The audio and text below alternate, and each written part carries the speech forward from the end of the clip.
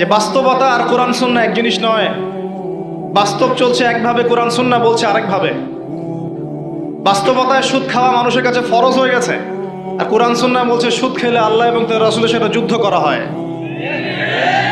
বাস্তবতায় আমরা দেখছি যে প্রত্যেকটা ছেলে মেয়ে, অলমোস্ট এভরিবডি ফ্রি মিক্সিং জেনার সাথে জড়িত। আর কোরআন বলছে আমাদেরকে ওয়ালা তাকরাবু জিনা, জেনার কাছেও যেও না। কোরআন সুন্নাহর সাথে বাস্তবতার বিশাল ফারাক।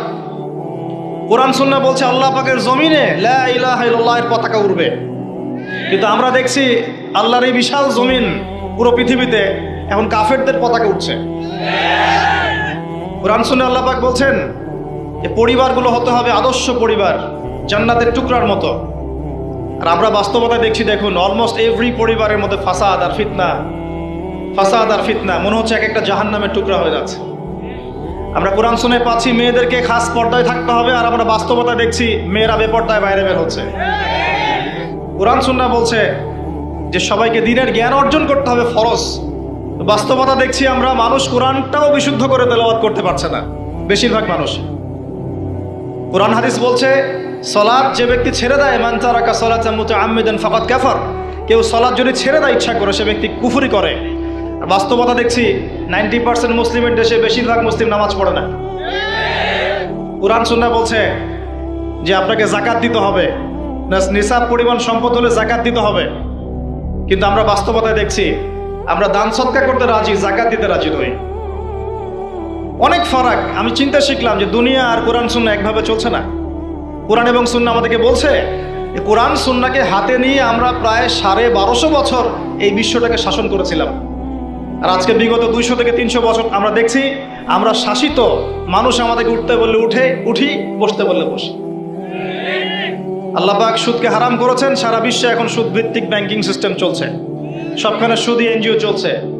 আল্লাহ পাক কোরআন সুন্নাহয় বলছেন মুহাম্মাদুর রাসূলুল্লাহ, মুহাম্মদ সাল্লাল্লাহু আলাইহি ওয়াসাল্লাম সর্বশেষ রাসূল।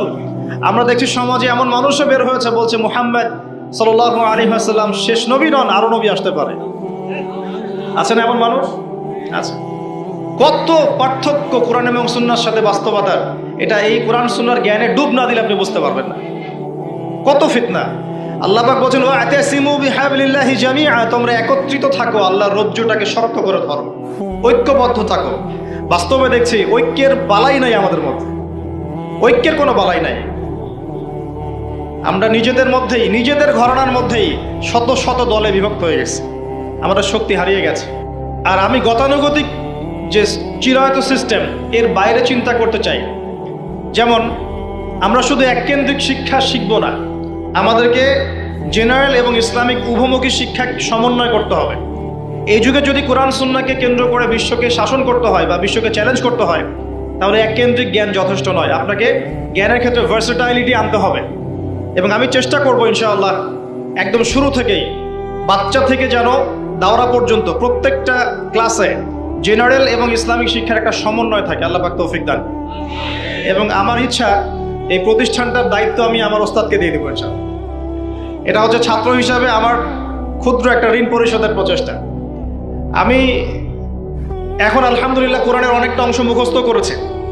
যখন ওস্তাদ আমাকে পড়াতেন তখন আমি হাফেজ ছিলাম না, কিন্তু এখন আলহামদুলিল্লাহ আমার 84 বা 85টা সূরা মুখস্থ আছে আলহামদুলিল্লাহ। তখন আমার এটা ছিল না। এই যে সারা জীবন, এবং আমার কিন্তু স্টুডেন্ট আছে অনেক, এবং আমার কিছু প্রতিষ্ঠান গড়ে উঠেছে বাংলাদেশে আলহামদুলিল্লাহ। ঢাকাতে একটা, রংপুরে একটা, ইনশাআল্লাহ রাজশাহীতেও একটা হবে। আর আল্লাহ যদি চান তাহলে সমুদ্রের পারে কক্সবাজার, সেখানেও ইনশাআল্লাহ একটা প্ল্যান চলছে ইনশাআল্লাহ তাআলা। তো এখানে আরও কিছু কোর্স আমি লঞ্চ করার চেষ্টা করেছি, যেখানে একজন জেনারেল শিক্ষিত ভাই 1 বছরের মধ্যে ইসলামের বেসিক 6টা সাবজেক্ট শিখবেন ইনশাআল্লাহ তাআলা। আমি বলছি না আপনারা মুফতি মুহাদ্দিস হয়ে যাবেন, মানে বেসিক নলেজগুলো শিখবেন ইনশাআল্লাহ তাআলা।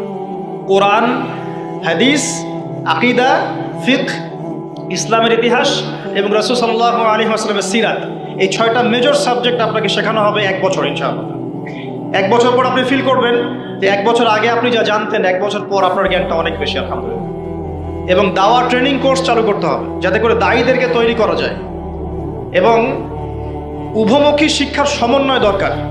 আপনি যদি কোরআন সুন্নাহয় দক্ষ হন আলহামদুলিল্লাহ, কিন্তু সমসাময়িক জ্ঞানগুলো না থাকে, তাহলে আপনি কোরআন সুন্নাহকে হাতে নিয়ে পশ্চিমা বিশ্বকে চ্যালেঞ্জ করতে পারবেন না। আবার যদি শুধু জেনারেল শিক্ষায় শিক্ষিত হন, যেমনটা আমরা হচ্ছি, এখানে ইসলামের বেসিক বিষয়গুলো না থাকে, নামাজ, কালিমা, তাওহীদ, আকীদা, ফিকহ, হ্যাঁ, এই যে বেসিক বিষয়গুলো, কোরআন তেলাওয়াত, আরবি ব্যাকরণ, আরবি ভাষা, হাদিস, এগুলো না থাকলে কিন্তু আপনি শুধু জেনারেল শিক্ষা দিয়ে পরকালে পার পাবেন না। তো এখানে একটা মেরুকরণ আছে, এটাকে হারমোনিয়াসলি কানেক্ট করতে পারলে ইনশাআল্লাহ তাআলা আশা করা যায় আমরা কিছু করতে পারি না পারি, আমাদের পরবর্তী প্রজন্মটা ইসলামকে নিয়ে আল্লাহর জমিন, আল্লাহর দিন কায়েম করবে ইনশাআল্লাহ।